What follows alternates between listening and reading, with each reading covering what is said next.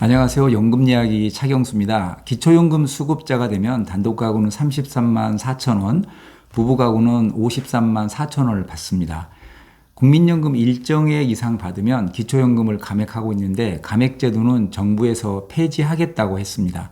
2050년이 되면 10명 중 4명이 65세 이상이라고 하니까 제도가 바뀌지 않으면 그때 되면 국민 100명 중 28명이 기초연금을 받게 됩니다. 전 국민의 28%가 기초연금을 받는 겁니다. 그런데 실제 여유가 있는 것도 아닌데 잘 몰라서 기초연금을 못 받는 분들이 계십니다. 소득 인정액이 핵심인데 소득 인정액 계산할 때 헷갈리는 거 위주로 정리해 드리겠습니다. 남편은 65세, 아내는 60세이면 남편 소득과 재산만 따질까요? 아내의 소득과 재산도 합산합니다. 두 사람 소득과 재산을 합산해서 합격하면 자격이 되는 남편만 받을 수 있습니다. 재산은 아내 것도 합산하지만 기초연금은 남편 한 사람만 받습니다. 물론 아내가 65세 되면 부부가 같이 받겠죠. 5천만 원을 1년 만기 새마을금고 예금에 넣어서 이자 200만 원을 받았다면 5천만 원은 금융재산으로 잡고 이자 200만 원은 이자 소득으로 잡습니다. 이때 이자는 월 4만 원씩 빼줍니다. 12개월치 이자니까 48만 원은 빼줍니다. 이자 200만 원에서 48만 원 빼주니까 152만 원이 이자 소득으로 잡힙니다. 연 152만 원이니까 12개월로 나누면 월 12만 7천 원 정도가 최종 소득 인정액으로 잡힙니다. 임대소득은 어떻게 반영하나요? 사업자 등록 여부랑 관계없이 임대소득에서 점포는 41.5% 공제하고 주택은 42.6% 공제합니다. 상가 임대소득 월 100만 원 받으면 41만 5천 원 공제하고 58만 5천 원 소득으로 잡히는 것입니다. 임대소득이 있으면 불리합니다. 연금보험을 연금으로 받지 않고 일시금으로 받으면 금융재산으로 잡습니다. 그러니까 연금으로 받으면 연금소득으로 잡고 일시금으로 받으면 금융재산으로 잡는 겁니다. 6억 넘는 딸 집에서 살면 무조건 무료 임차소득으로 잡히나요? 공시지가 6억 넘는 딸 집에서 거주하면 무료 임차소득 39만 원이 잡힙니다. 실제 소득이 없는데도 39만 원이 잡히는 겁니다. 그러나 딸이 전세를 살고 있다면 딸 집에서 살아도 무료 임차소득으로 잡히지 않습니다. 내가 2억짜리 전세로 살고 있다면 임차보증금은 일반 재산으로 잡습니다. 다 잡지 않고 5%를 빼줍니다. 그러니까 임차보증금 2억은 1억 9천만 원이 일반 재산으로 잡히는 겁니다. 돈인데 금융재산은 아닌가요? 아닙니다. 일반 재산으로 잡습니다. 일반 재산하고 금융재산하고 어떤 차이가 있을까요? 재산을 어떻게 소득으로 환산하는지 복습 한번 해보겠습니다. 일반 재산에서도 도시별로 기본 공제를 해주고 금융재산은 무조건 2천만 원씩 공제해 줍니다. 이렇게 일반 재산과 금융재산을 더한 다음 부채를 빼줍니다. 그리고 이 재산을 소득으로 환산하기 위해서 일률적으로 4%를 곱합니다.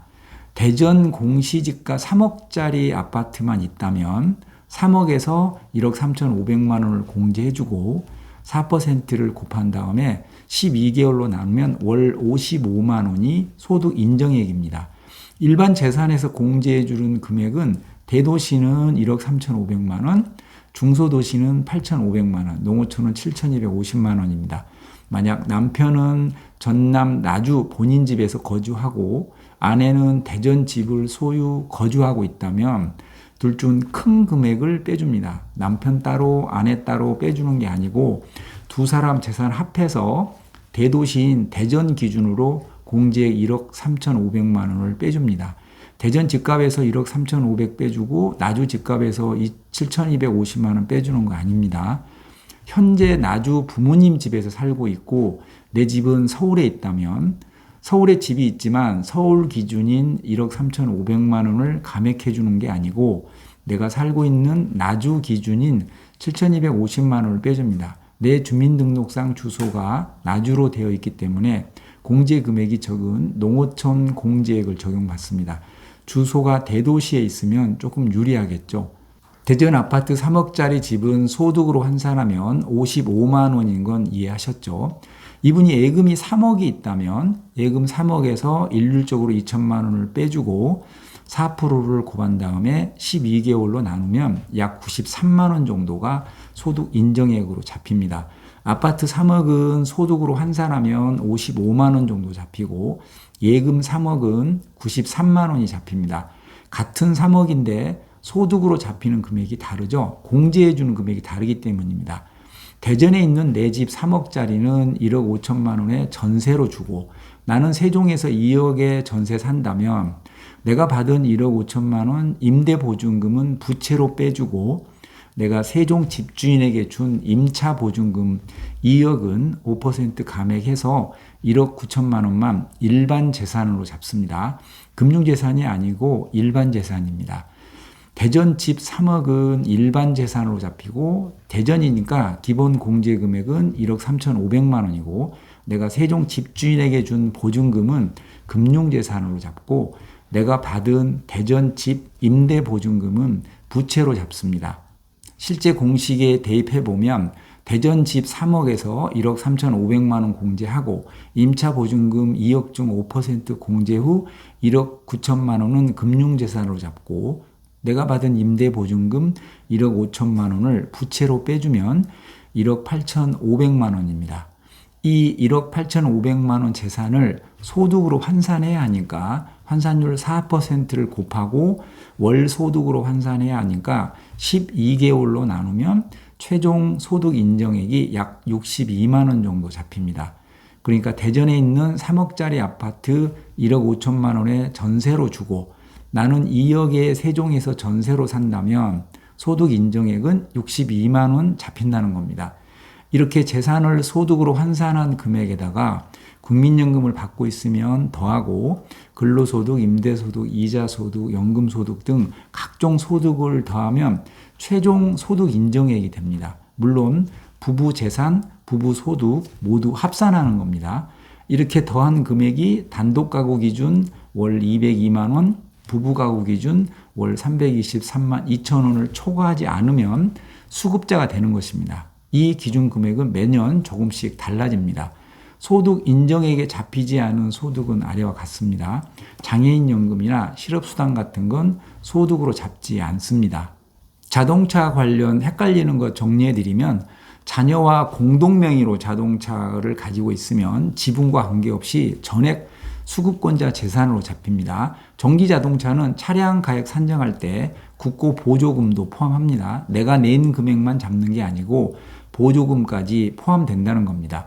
고급 자동차 기준인 4천만 원을 따질 때 개별 차량 가액을 합산하는 게 아니고 각각 따집니다. 2천만 원짜리 한 대, 3천만 원짜리 한 대 있어도 5천만 원으로 계산하지 않습니다. 국가유공자가 소유한 자동차와 장애인이 소유한 자동차는 재산에서 아예 제외합니다.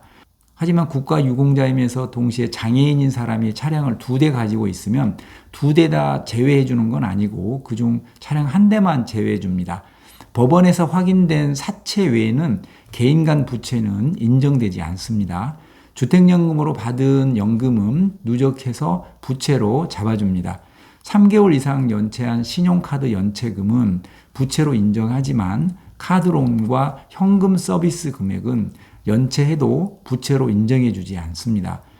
말 많은 기초연금 제도가 어떻게 바뀔지 모릅니다.